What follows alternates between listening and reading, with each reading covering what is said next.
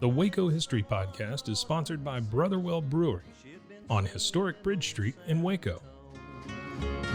Cross the Brazos at Waco, ride hard and I'll make it by dawn. Cross the Brazos at Waco, I'm safe when I reach San Antonio. All right, I'd like to welcome Clint Patterson to the Waco History Podcast. Welcome, Clint. Oh, thank you very much for having me. So, Clint, besides from listening to a couple of episodes, he told me, which was a little bit of pandering, but Clint has changed teams, and he works at Texas A&M University now as an instructional consultant. But his blood is green, and his legacy is green. Longtime Baylor family. He is Dr. Patterson is a trained historian, graduating from Baylor with a history degree in 2005. A mentee of Mr. Robert Reed, which many of longtime Wacoans and Baylor folks may know the legend of Mr. Reed. That might be a great other episode. That really would be. Where we could talk about Mr. Reed a bit. The myth and the legend. That's right. There are a lot of stories to be told. But I've invited Clint here today to talk about the Baylor Bear live mascot program, the fact that there are bears here in Waco, and there have been bears here in Waco for more than a century now. And Clint has done a lot of research on the bear program. It's a student-led bear program, which makes it unusual as a live mascot program. But so we're going to get into that. And I think folks will find it interesting here locally. And so, Clint, I want to start out by someone who just was shocked to hear there's bears in Waco. Just give us a little bit of background of how that came to be and the early years of the program. Oh, absolutely. So, the Bears at Baylor and in Waco goes back to 1914. So this was actually a poll and a contest by students, so student-led, student initiative of what is our college mascot? What should we be? And there's a lot of fun short little stories about, Baylor was almost the Baylor Buffaloes or the Bookworms. But that was my favorite. Yes. Ultimately, cooler heads prevailed, and the student body voted in 1914 that we would be the Baylor University Bears. But for the first few years, we were Bears only. We did have our school colors, green and gold, by this time, but we were kind of the Bruins, the Bears. There was no set identifiable image or animal associated with that. And then, if we think in the larger historical context, this is right around World War I, and U.S. was preparing and kind of entered World War I, 1917. And around that time, Camp MacArthur existed in Waco,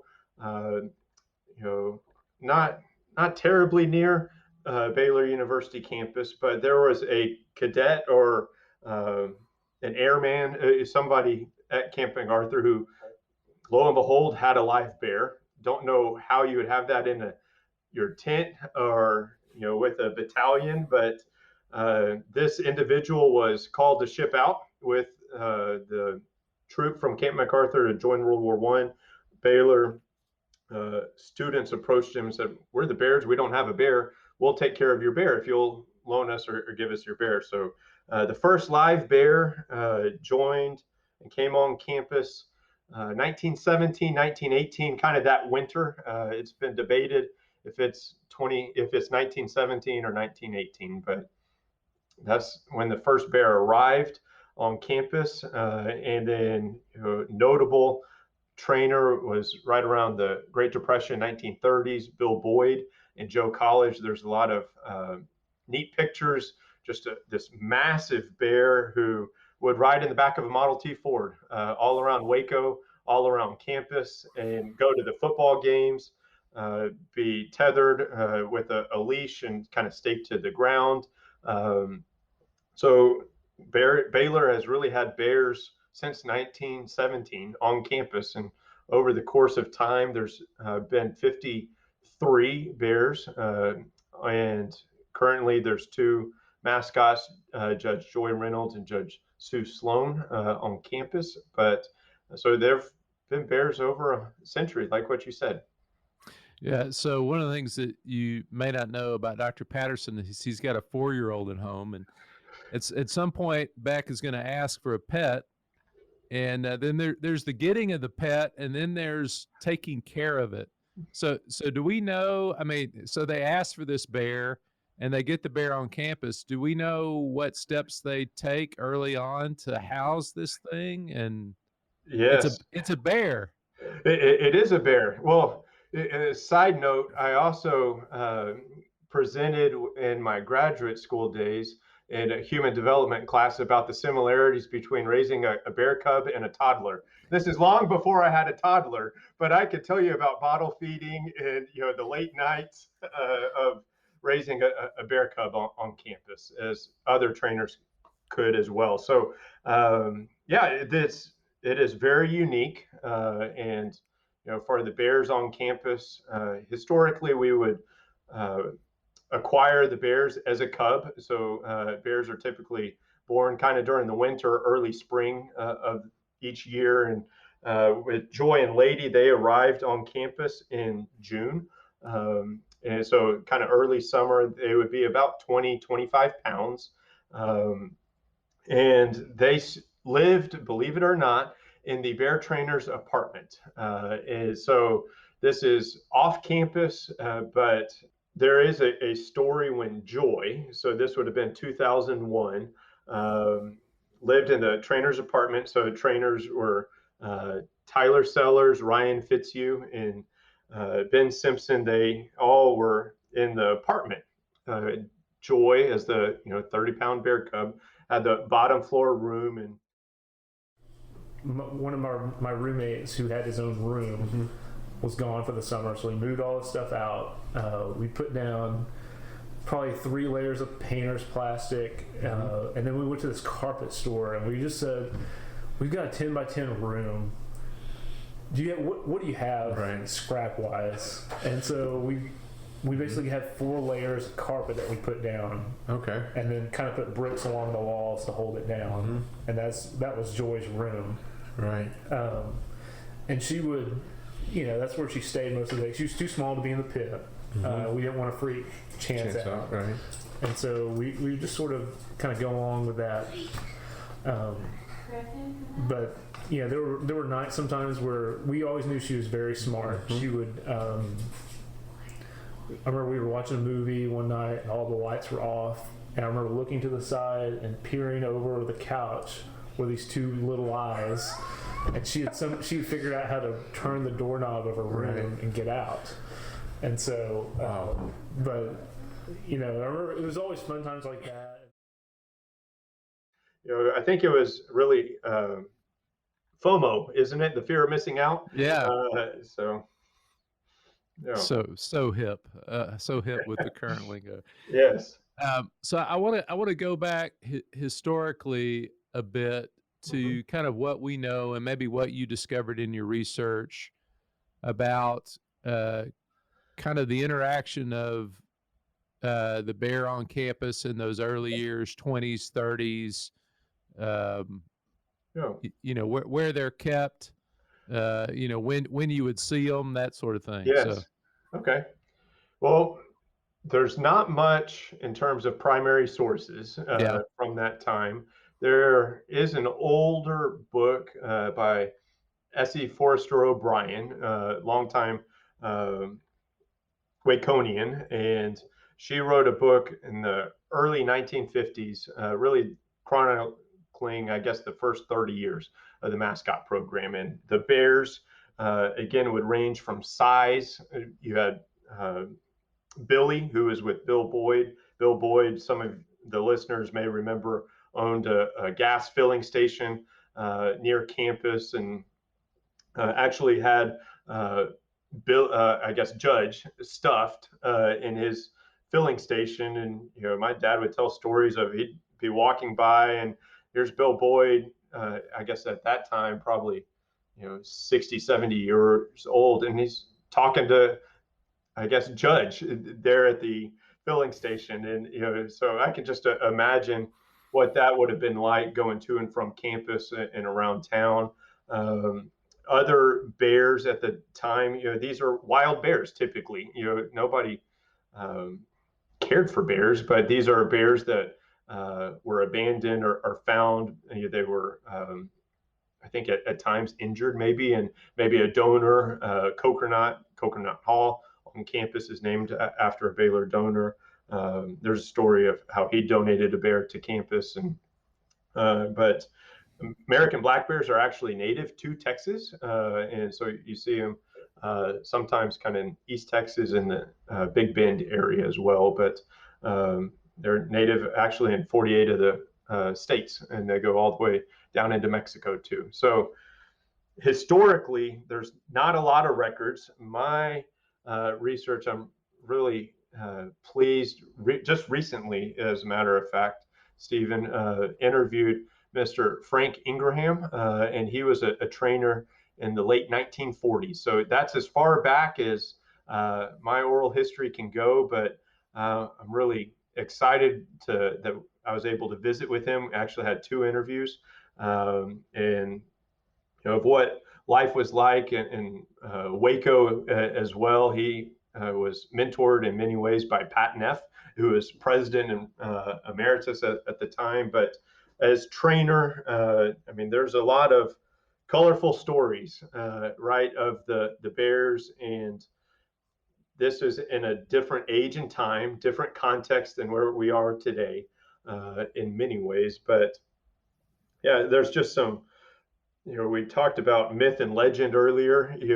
There are some stories that, I guess, being around the program for 16 years, I've heard of them. It's like, did that really happen? And then some of this oral history, I've been able to learn, I guess, kind of the Paul Harvey, and now you know the rest of the story almost. So that's been very fun, just to preserve both the lived experiences of the trainers and people who cared for the bear, but also just put it in a larger context of the 100+ years of the program.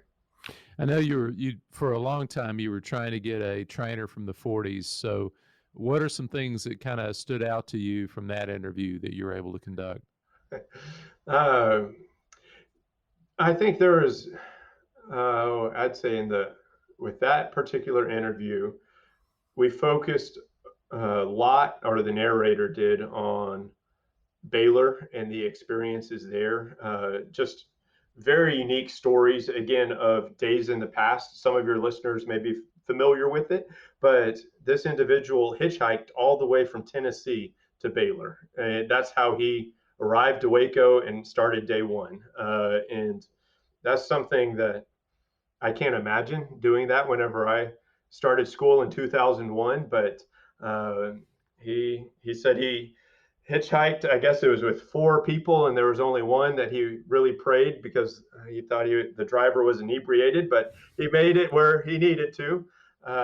And like I mentioned, President Neff really mentored him. So President Neff, former governor of Texas, longtime Central Texas lawyer as well.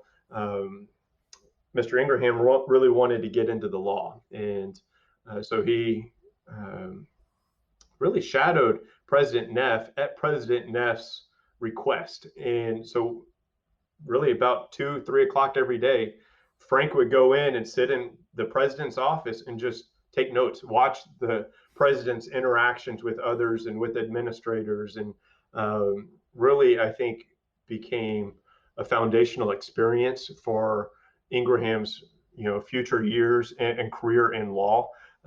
As far as the Bears go, there were stories in that interview about a car crash coming back. I believe it was from Louisiana, and how the bear injured their leg coming back from a football game, and they're on the side of the road, and again, long before interstates, and so they're out there with an injured bear, and one trainer had to bum a ride to go to a local veterinarian. And I can only imagine middle of the night, the vets awoken, oh, we have an injured bear.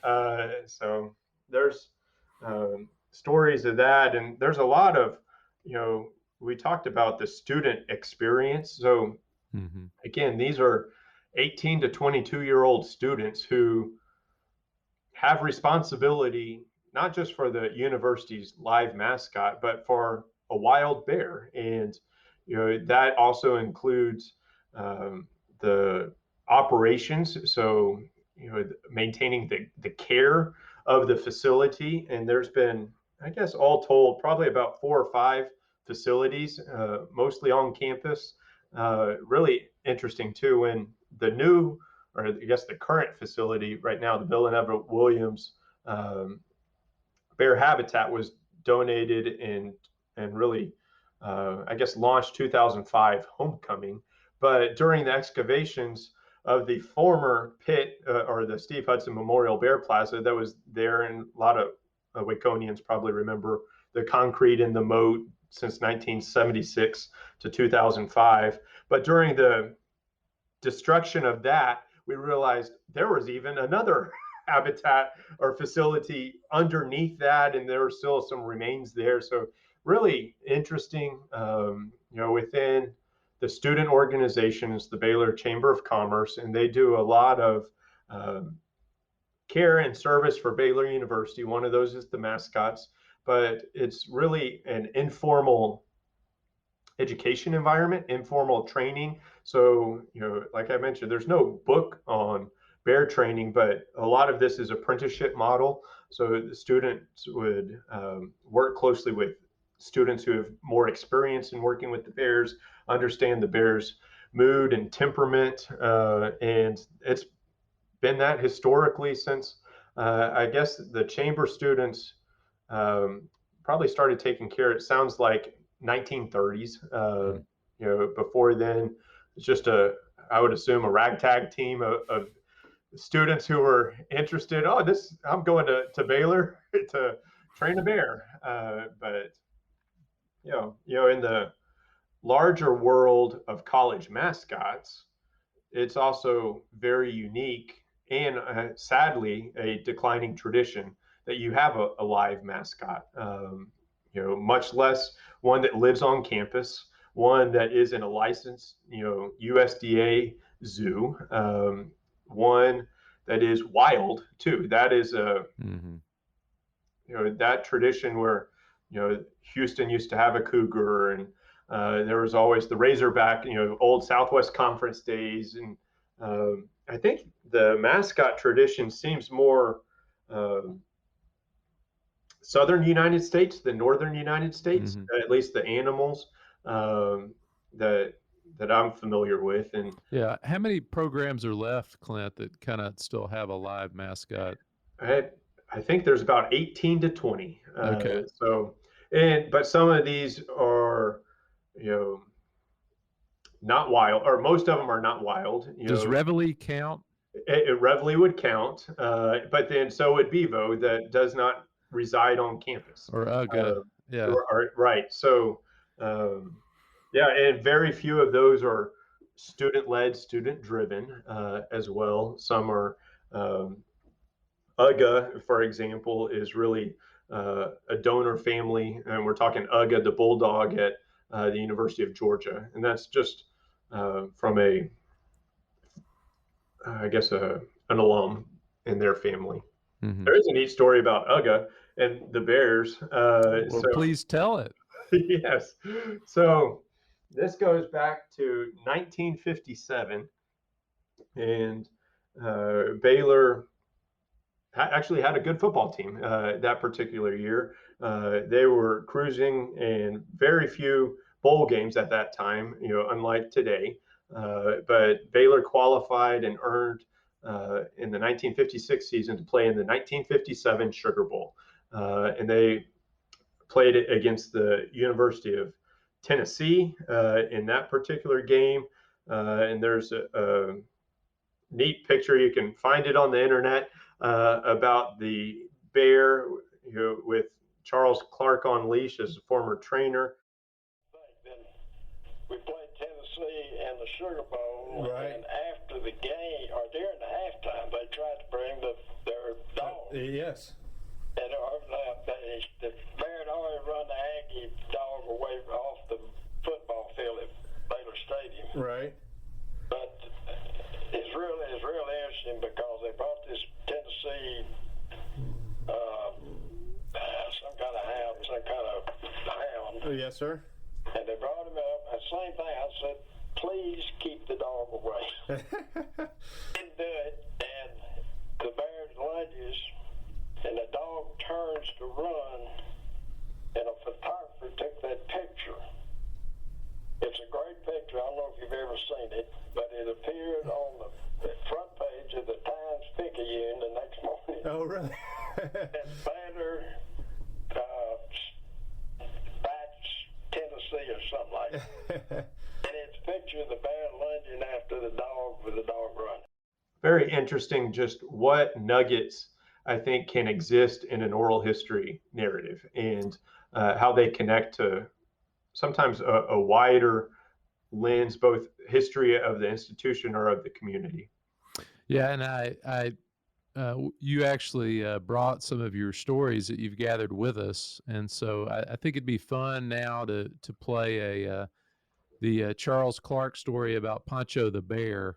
And I don't know if you want to set this up at all as we go into the clip. That was a story that was also new to me through oral history, and so this is the late 1950s, and Charles Clark is one of the bear trainers, and Pancho's the bear. Pancho's a Mexican brown bear, so donated to the university by way of Denison, of all places, and just an unruly bear is kind of how I describe him, appropriately named Pancho Villa. You probably never heard of Pancho before, but he was there. Oh, I don't think I have heard of him. He was there for a short time and did lots of damage. It sounds like it. Wow. Oh, thanks for sharing. Actually, I don't know, we were carrying him to a veterinarian one day. And we decided, instead of getting the trailer and everything, we just put him in the front of his pickup. Right. Jesse Birch and I, and we put Pancho in between us. All right. We go around the traffic circle out at, is the traffic circle still there? They're on LaSalle and Valley Mills? Yes. Yes. All right. We're going around the traffic circle. That bear was standing in the front seat, and we were out running beside the truck because the bear had run us both out of the pickup. Around the circle? Going around the circle. Jesse over here steering the pickup, and I'm saying, get in and drive. and every time he tried to get in, Pancho would hit him. And so finally we decided we just got to do it. We just got to hit the pickup and fought the bear until we got him to the vet and got his shots or whatever we're doing. Right. But we got tired of Pancho real quick and decided I learned the difference between a Mexican brown bear and a black bear. And you don't want a brown bear. Pancho's stay both at campus and in Waco was very short-lived, just I think because of his demeanor. But there's a neat story that Charles shares about how they were going to go to the local veterinarian. They had to drive around the circle. So if you remember, let's don't give the story away, because Okay. we're going to play the story. all right. Yeah. Well, they survived the circle, and I think they went to health camp afterwards. All right, so we'll do that. We'll do that story in there, which is the story of Pancho wrestling Yes. with the two trainers on the way to the vet. Yeah.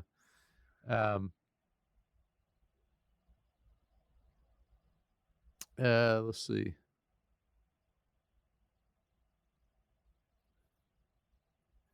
So that was a great clip. Now, while we're playing clips, some others that you brought with you that I think that our listeners would enjoy listening to. There's a Gordon Smith story about another bear, and we talked about this earlier. There becomes a tradition where they're judge. Yes. When does that emerge? That was more in the 1970s from everything that I've discovered. And so I think both that's a judge, and maybe going back to Bill Boyd and his bear, large bear, again, iconic, was named Judge. But then also Judge Baylor, the university's namesake. So that really started in the 1970s. So there's a kind of a surname, it's Judge Sue Sloan and Judge Joy Reynolds. The others, they are some very colorful names, and it's fun if any of the listeners want to take a trip over to see the habitat. You can actually walk on a paver that has every bear's name, and it's a paw print from Joy, the current bear. But you'll see Rough and Tough, Nip and Tuck, Poncho, and just John the Baptist, for example, is also the name of one of the bears. So just really, really neat how, sometimes I wonder who came up with that name, but I love the names. So you also brought a Gordon Smith story about Josephine. Yes. So I think that's a funny one your listeners will enjoy hearing as well. And I'll just try to set that up briefly. Josephine was a longtime bear, really spanned several different trainers and across almost a decade of time. And this is also the late 1950s that they took Josephine to the football game that was at, I guess, Waco Stadium at that time. And Baylor opened up the season playing Villanova, and just shows you, I think, I would say how strong bears are, but just that really happened. It's one of those where, did that happen? Did that not happen? And I've always heard similar stories, but that was the first time I've heard it from somebody who actually lived it. All right, well, let's take a listen to that one now. I don't know. I really don't know how much she weighed. Mm-hmm. But I'll tell you what, she was strong. And if you want an example of her strength, I'll give it to you. Yes, sir. It was our first game to take her to a football game. It was our home game. We were playing Villanova, and we had gotten instructions from, I guess, the former bear trainers probably, as to the procedure, what to do, and all that. And so we loaded Josephine up, put her loaded her up in her trailer, and we drove out to the stadium and got her out. And then the deal was to run her out on the field and lead the team out.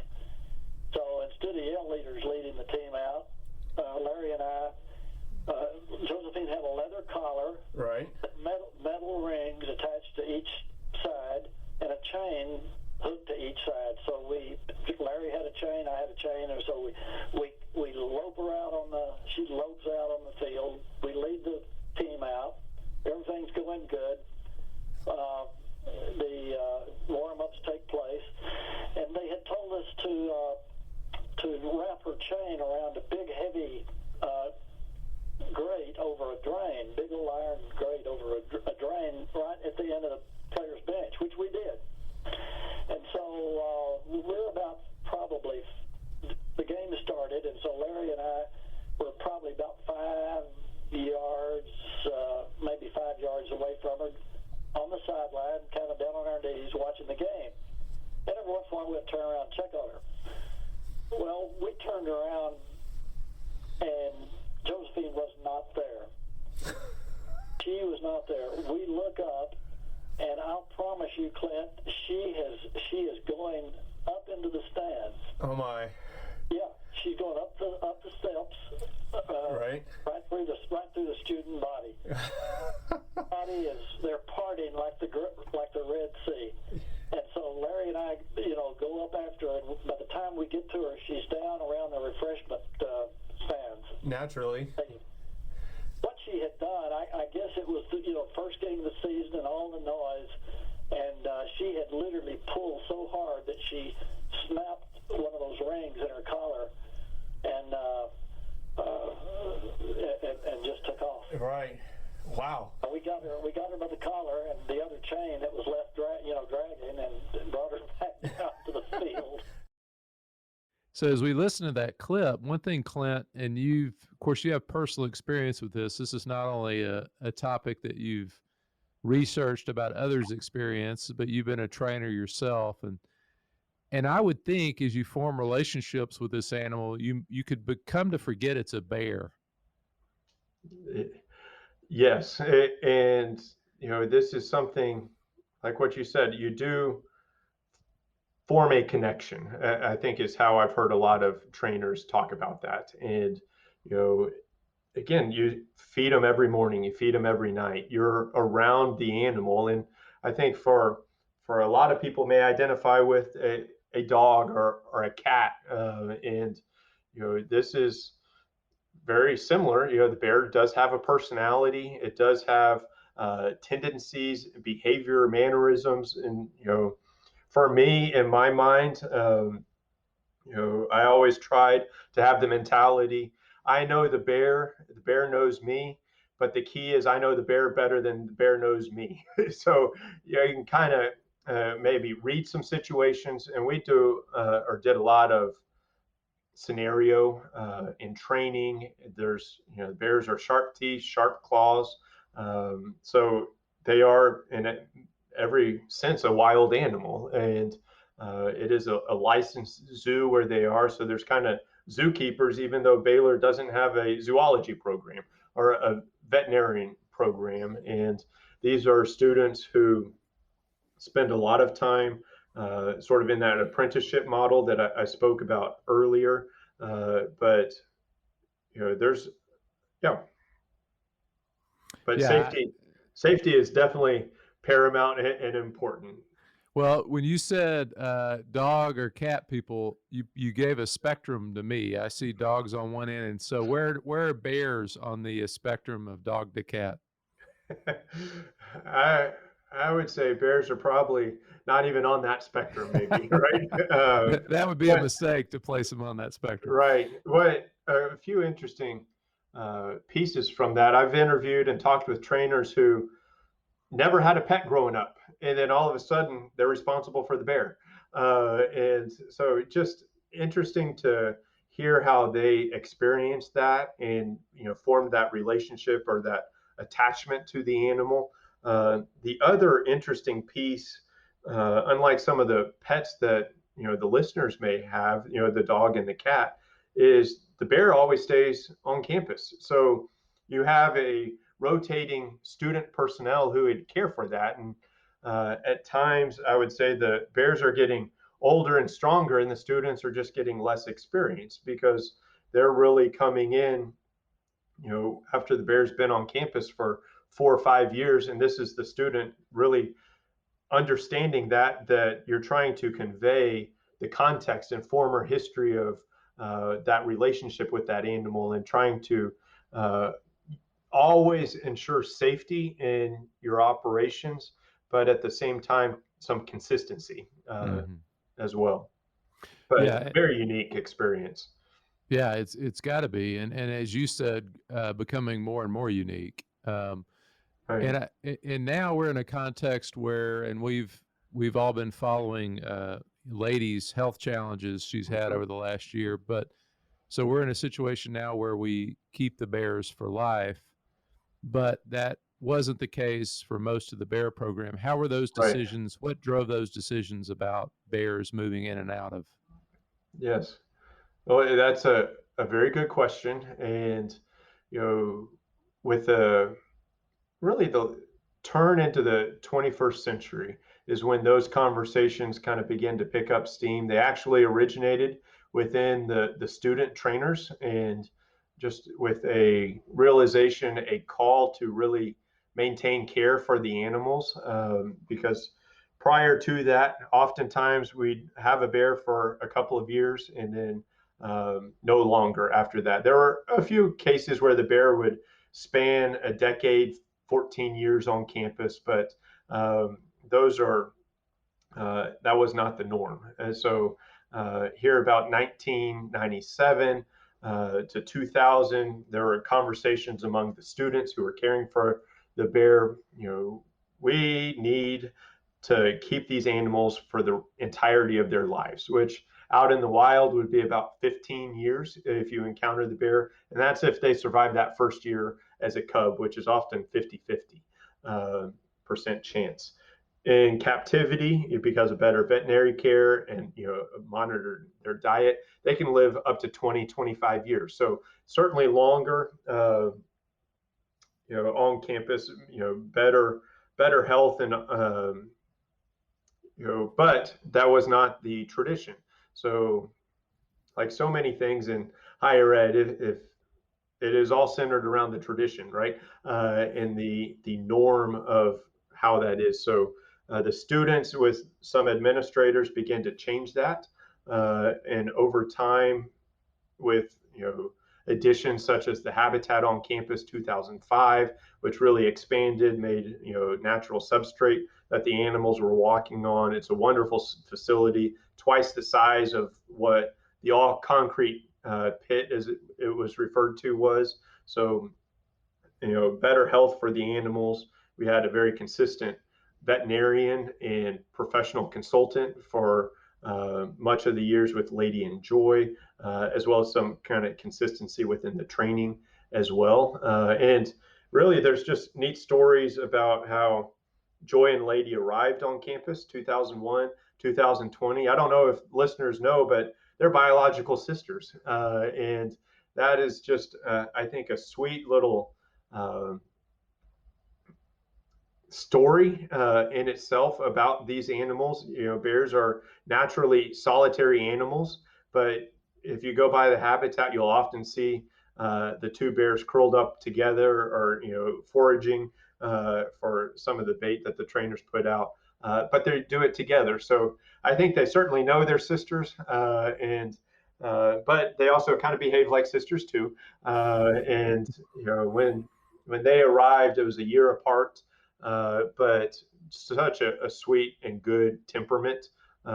So I think that certainly was a contributing factor for keeping the bears their whole life. They were healthy, really good bloodline that they came from too.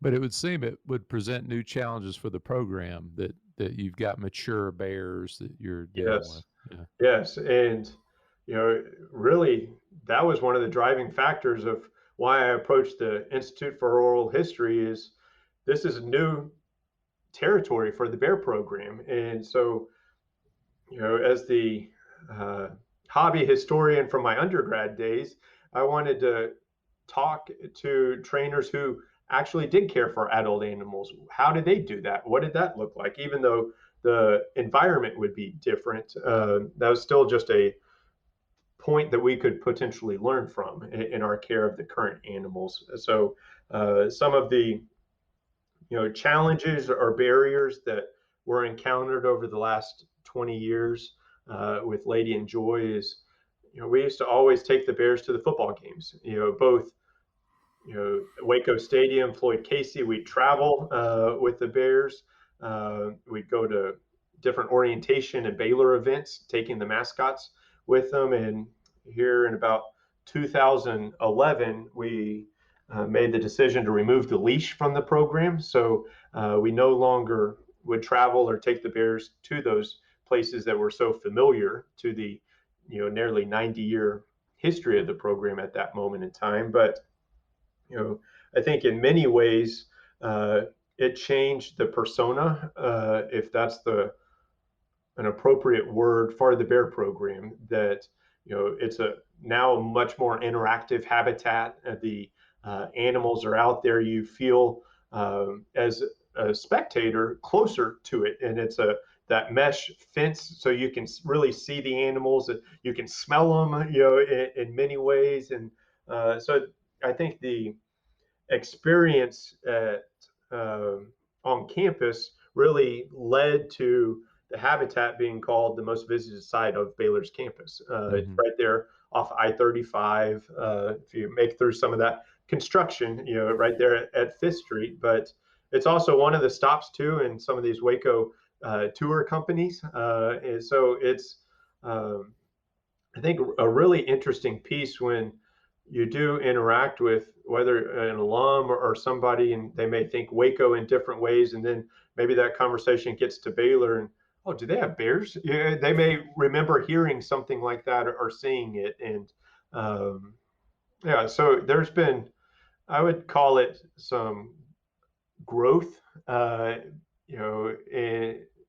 the last few years, and certainly, with ladies' health, we're all concerned and monitoring that closely, and that's an area that I think would be wonderful to branch some of this oral history into, but we have not yet. It's all been before. Well, and as I think about the Bear program and kind of stories I heard growing up, and you being a Baylor person too, a lot of those stories circulated around kind of Southwest Conference rivalries. And those stories of, was that true or was that not true? And can you tell listeners what I'm talking about, or maybe some stories that you gathered that you could play for us now that might give us some insight into that?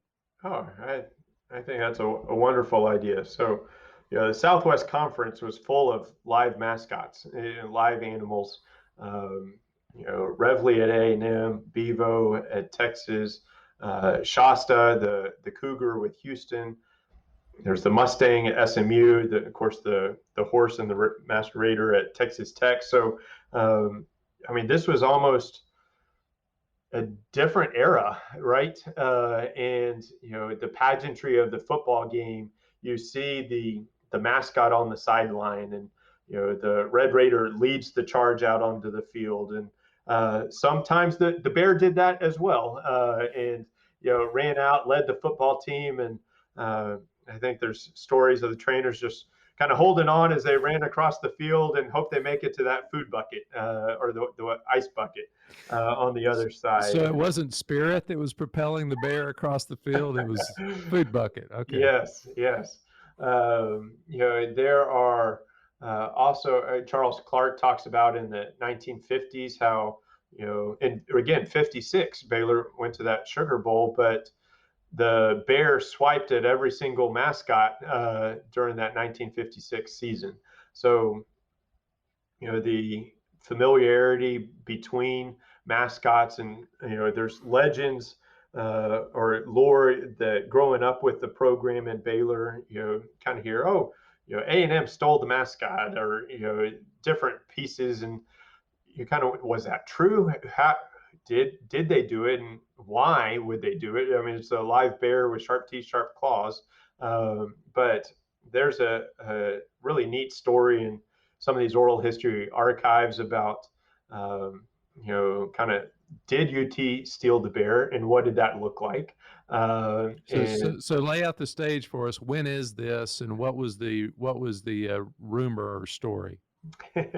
Yes, so this would be about 1959, 1960, and Baylor went to the Sugar Bowl, had a dismal season following that, and they're kind of getting back into football. The campus spirit is pretty low, school spirit, so the rah-rah and all that, and UT's coming to town to play Baylor in football, and there's a story that I heard first from one trainer that I interviewed, and asked me, hey, have you talked to this other trainer? I said, well, not yet. I'm going to interview him in a little bit, and we'll ask him about the time UT stole the Bear. So it was interesting how kind of that snowball effect, one story from one trainer leads me to another trainer, and this would be Gordon Smith was trainer in 1959, 1960,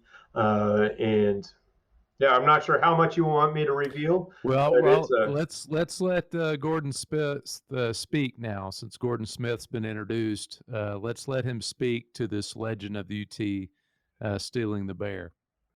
It was the week of the Texas game. Texas was coming to Waco to play, and we were trying to think, what can we do to really get everybody geared up for this game? And we said, what if Texas were to steal our mascots? That might really get people geared up, and we might pull an upset. We were always the underdogs to Texas, so we decided that we'd make that happen, and that we would never divulge it to anybody. However, in recent years, it's leaked out a little bit, but Right. not a lot of people know about it. As far as people probably that remember those back that far, still think it was Texas that stole the bears, but actually it was about 8 of us that we decided what we would do. We would get into the bear pit on Sunday night of game week, and we would get rough and tough, and we would get John Minier, one of the bear trainers, in on it with us, but we'd leave Steve Thompson out in the cold because we wanted it to really look real. Yes. And so we didn't want to have to break into the bear pit, so we got John Minier, the other bear trainer, in on it with us. He was sworn to silence. We took turns. We took shifts staying with the Cubs all week. We arranged our classes where we'd work out, and so 24/7 we were with the Cubs. Oh, wow. And Steve was just going crazy, Steve Thompson. Yes. Texas had stolen the bears. He was sure. They were nowhere to be found, and so he got in his car and he went to Austin and checked with the fraternities and checked with the administration, and nobody knew a thing about it. So on Saturday morning of game day, we had one of the Cubs painted orange and one of them painted white. Of course, it was paint that could be washed off. Yes. We chained them to the city limit sign. I-35 didn't exist at the time. It was just a highway from Austin to Waco. Okay.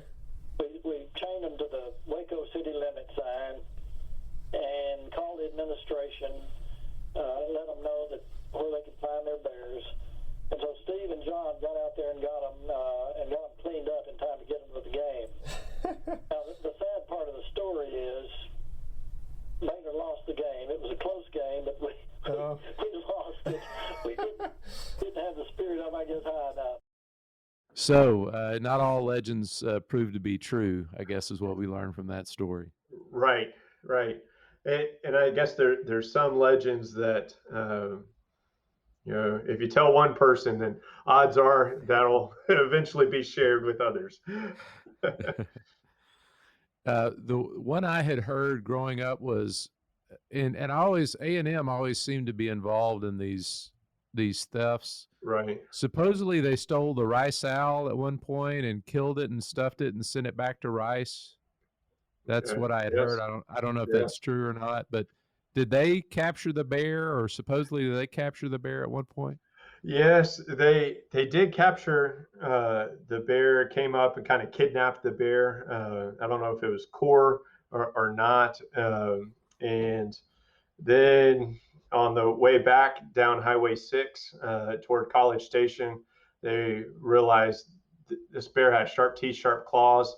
The bear clawed its way through the car and really endangered the passengers and the driver in the car. And then I believe what I've always heard is they ended up killing the bear after they kidnapped the bear. So, there are certainly stories where it's not all fun and games or campus pranks, from one to another. But I think how, again, I'm not doing oral history in this, but some of that legend is Bevo got its name because A&M won 13-0 and branded a longhorn steer. So again, not sure what is fact, what is not. But it has been a wonderful experience hearing from some of the people who actually lived it, and it can sort through and kind of at times jog their memory with what encountered and how they share that. But I think this is for the Bear program. There's really a couple of books that have been written. One in 1950s and the other in the I guess 1996. And but some of those have gaps and holes, and it's not inclusive of the whole 100+ year history. So that's been really rewarding to try to really put together almost 7 decades of those experiences. And that's, I think, a unique piece about this oral history collection. Yeah, well, you're going to write the definitive work on the Bear program. It's just a matter of time. Yes. So. Well, really, I think the narrators are writing it. Another clip that you mentioned to share that I think is a revealing clip. You mentioned Ryan Fitzhugh earlier, and you had a clip where he's sharing about kind of the power of the bear, and so Yes. I thought we'd listen to that now. I think that's great. That is one of my favorite clips for anyone who's never been around the bear. This will give you a sense of what that proximity is like, and both the majesty but also the strength of the animal. Sometimes I catch myself thinking, it's not like whatever I'm about to do, it's not like I'm working with a wild animal. Right. I've done that. Especially, I always remember, I can just kind of almost feel it in my fingers now. Like when I first started working on Chance, I'd get food in front of him as quickly as I could, but I remember just kind of patting him kind of inside his chest, like right here, and just feeling that muscle, just hard as a rock. He was just like he was just carved out of stone, and just appreciating how strong he was and intelligent he was. You in a previous position when you were here, when I could see you more often and you were here on campus, one of the things you were tasked with was fan engagement and elements of kind of Baylor's traditions and history, which I think you were built for that job. But I mean, as you think about kind of the larger idea of Baylor traditions and history, how do you feel like the live mascot, the Bear program fits into that umbrella as we think about what's distinctive about the place as an institution? Well, I think there's many pieces that make it both significant for the university. It's a campus tradition, and so many times in higher ed, traditions evolve or they go by the wayside, and they're not carried on or continued. And this is a tradition that to kind of quote one of the narrators, that Baylor really made its stance that we're going to maintain these two bears for their entire lives, and we're going to do it the right way. We're going to have a wonderful habitat. We're going to have a licensed zoo on campus, wonderful facility, great animal care. We're going to be safe in how we approach it and do that. But at the same time, you also have ways that the tradition connects with former trainers. When 2017, a wonderful memory for me, it was the Bear Centennial, and I kind of facilitated a discussion as the keynote with former trainers. We had 4 trainers that I did oral history with, and we asked them kind of at that banquet, and we dialogued about their oral history and lived experiences with the Bears. And we had trainers there from the 1950s, early 2000, late 2010 era as well. And there was both a commonality that they all had, and there were unique, distinctive moments of that snapshot in time of, for the program that they were able to have. So I think doing a college tradition not just for the sake of tradition, is what we've talked about in our work at Baylor University, but doing things the right way, doing things safely, but ways that you can engage with a larger audience. So that's the habitat. That's through educational initiatives, and it's really, I think, to me, it's a lot of what brings Baylor together at times. You have the walkway leading up to the habitat that you can see, where the Bears started and how they, when they were here on campus and what their names were. But then all of a sudden you enter to the beautiful facility now, and it's like, here we are today. And this is such a unique facility to have a zoo on campus. I know LSU has the same thing right outside their Tiger football stadium, but that's just so unique for where we find ourselves today. And I've done a little bit of work in terms of sports and the relevance kind of sport history, and this project certainly connects or contributes to that. But I'll tell you, that is a very small corner of the literature on scholarly works for college mascots. Mm-hmm. So, yeah. Well, I think we're doing such a better service to the Bears now than we did in the past. So my story, first encounter with the Bears, is I came to see my brother who was in law school here in the 70s, and every day I would go to Corner Drug, which used to be at Spate and Fifth, right. and I would buy a bag of lemon drops, and I would go down and feed them to the Bears. I would just throw them and feed them to the Bears. Yes. And so I think about that every time I go to the new habitat. Such a controlled environment. Their diet is so set, and they, of course, and the sign says, "Please don't feed the Bears." don't feed the Bears. And I was still encouraged to drink Dr. Pepper by the institution long after they stopped making the Bears ingest Dr. Pepper. And so, I remember that from the games, the Bears drinking Dr. Pepper. And that is a tradition that many do remember, stopped in the early 1990s, because we learned that bears are one of the few animals susceptible to tooth decay. So all that sugar, it's like giving sugar or Dr. Pepper to a little baby. But I think, going back on your question about just putting it in context. So this is one, I tried to approach a narrator from early 1940s.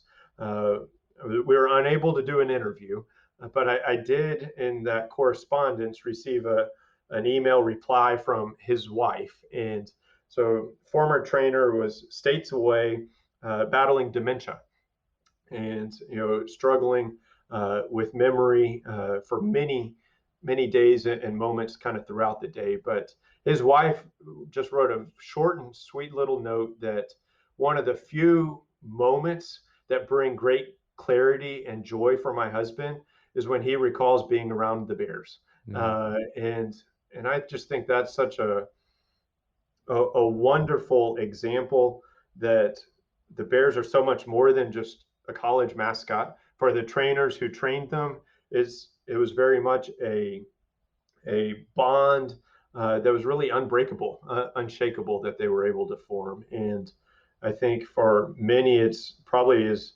the most unique college student experience that exists. Yeah. Yeah, I think so. Yeah, I do think if I ever do write that book, I want to put that in the foreword. Yeah, that's wonderful. Yeah. That's wonderful. Well, Clint, you appreciate all you've shared with us and the stories that you've brought, but there's going to be the story that you should have told me that you're going to tell me now. So what's kind of another bear story that's a favorite that you want to make sure we don't leave out? Well, I would say I think it's almost the story that hasn't been told yet. So for me, growing up around Baylor and family around Baylor, I actually had two uncles who helped take care of the Bears in the 1970s and 1980s. And strangely, those are the only 2 decades that I have yet to work on oral history.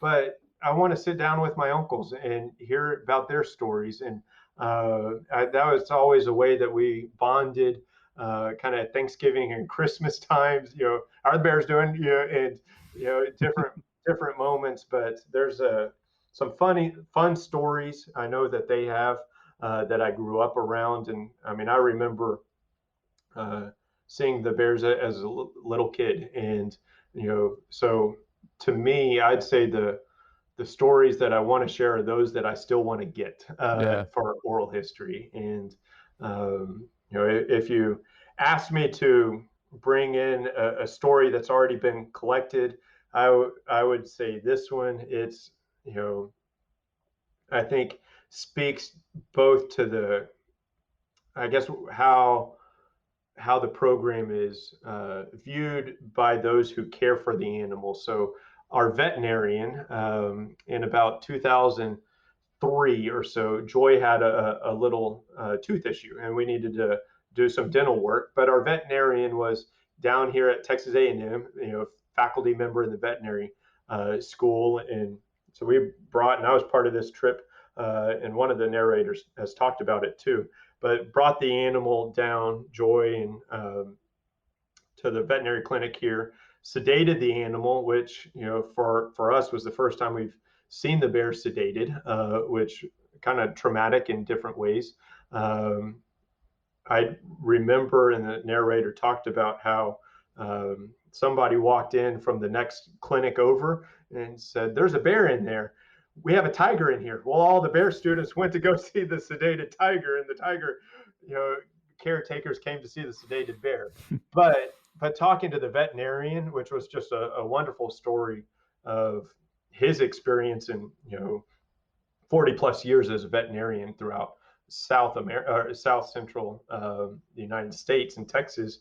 But he knew his dentist here in College Station was a Baylor alum. So he actually invited that dentist over, who was a Baylor alum, to do the dental work for the Baylor Bear. And just how people kind of, everybody I think who has seen or been around the bear, they have their own story. They have their own lemon drop story. They have their own times that they remember, or a situation that they saw or observed. And so I just think that's a way that the animals have connected to many more than just the trainers too, which is, I think, partly the original vision of those students long ago, I would assume.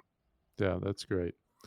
Well, Clint, I want to thank you for all the work you've done to document these stories, and all the interviews that Clint has done are online and available through Baylor University's collections. You can go to baylor.edu/oral history, search the collection, and hear more of Clint asking the questions and some of the great answers that he's gotten from the trainers over the years. You've been doing this project now almost 10 years. Almost. And we have, I guess, I was counting in kind of preparation for this, 23 different interviews already. So, and that's something that still have a plan. There's, I want to triangulate a few of these stories. I know there's an Aggie faculty member that I've encountered here.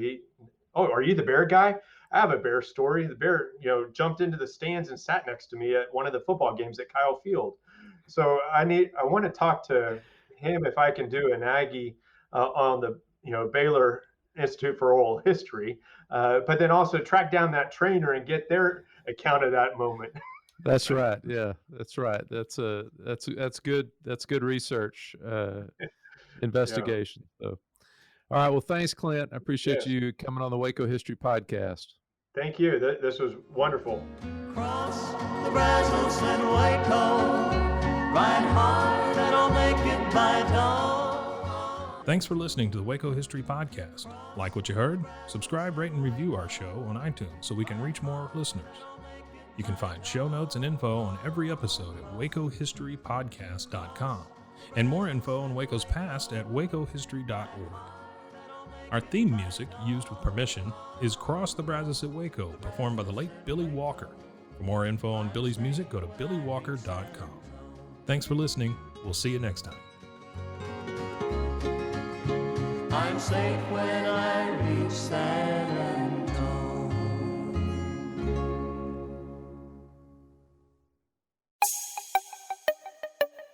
This has been a Rogue Media podcast.